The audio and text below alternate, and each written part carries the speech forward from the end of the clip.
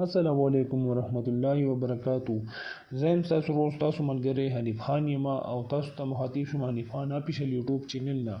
امید ساتم چې روغ جوړ به خوشاله به زما قدرمنو کتونکو. نن ما تاسو ته خپل شان ویډیو راوړ ده د موبایل کیبورډ په اړه کې چې موږ په خپل موبایل کیبورډ کې نورې ژبه څنګه اډ کوو، مطلب پښتو، اردو، انګلیش، کمې ژبې چې ما تاسو ته دا پکې نورې موږ څنګه اډ کوو. اکثر په موبایل کې صرف یو انګلیش ژبه پکې او نورې ژبې پکې نه اډوو، نو دا پکې موږ څنګه اډ کوو.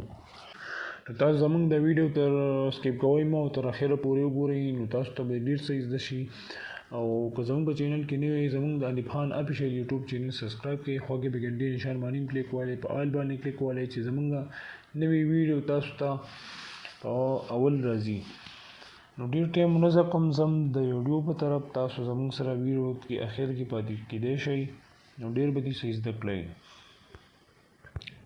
اوس د ګوګل یو کیبورډ دی، که چا ګوګل کیبورډ نه یې ډاونلوډ کړی نو تاسو په خپل اوس خلک وایي چې زموږ په موبایل کې د خپل په کیبورډ کې اردو، پښتو، دا نورې لینګویج چې کوم دي دا د موږ سره په موبایل کې وي. نو راځئ زه به تاسو ته دا طریقه ښکلې اسانه طریقه ده به زه تاسو ته ښیم. نو تاسو به راشئ خپل کیبورډ ته. کله چې تاسو خپل کیبورډ ته راشئ تاسو ته به داسې انټرفیس راشي، تاسو ته مخامخ داسې یو 3 ډاټ نشان وي، او که 3 ډاټ نشان باندې کلیک نه وکړئ نو تاسو به دې سیټینګ باندې کلیک وکړئ. کله چې تاسو په دې سیټینګ باندې کلیک وکړئ نو تاسو سره به داسې انټرفیس مخامخ راشي، نو تاسو په دې سیټینګ نه لاندې د لینګویج لیکلې په دې باندې به کلیک وکړئ. کله چې تاسو په دې لینګویج باندې کلیک وکړئ نو تاسو ته به داسې انټرفیس راشي، نو تاسو سره په دې کیبورډ کې خپل انګلیش ژبه وي، نو که تاسو پکې نورې ژبې زده مطلب اډ کوئ نو تاسو به بالکل په دې لینګویج باندې کلیک واخلئ. کله تاسو په دې لینګویج باندې کلیک وکړئ نو تاسو ته به داسې انټرفیس راشي، نو تاسو به بالکل په دې اپشن باندې کلیک وکړئ. کله چې تاسو په دې اپشن باندې کلیک وکړئ نو تاسو ته به داسې انټرفیس راشي. ګوره ما په دې کې د انګلیش چې دی دا خو خپله ده، ما پکې پښتو او اردو دا بالکل پکې دا ما سلیکټ کړي، نو تاسو پکې داسې دا پښتو او اردو کم یو لینګویج تاسو سلیکشن کولی شئ، نو تاسو ته بالکل بیا په دې کیبورډ کې موجود وي.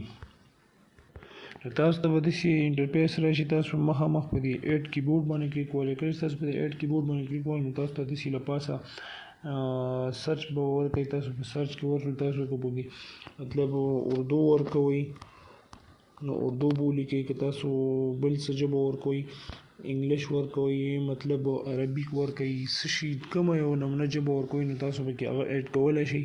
کله چې تاسو په هغې باندې کلیک واخلئ نو تاسو ته مخامخ داسې یو انټرفیس راشي، نو زه پکې ما سره پکې دا نورې ژبې بالکل برابر دي، خو زه پکې په دې عربیک باندې کلیک اخلم. کله چې ما په دې باندې کلیک واخلم ما ته داسې انټرفیس راشي، نو موږ ته به دلته کې یو نشان دی، په دې ډن باندې موږ کلیک وکړو. کله چې موږ په دې ډن باندې کلیک واخلو بالکل ما سره مخامخ ګوره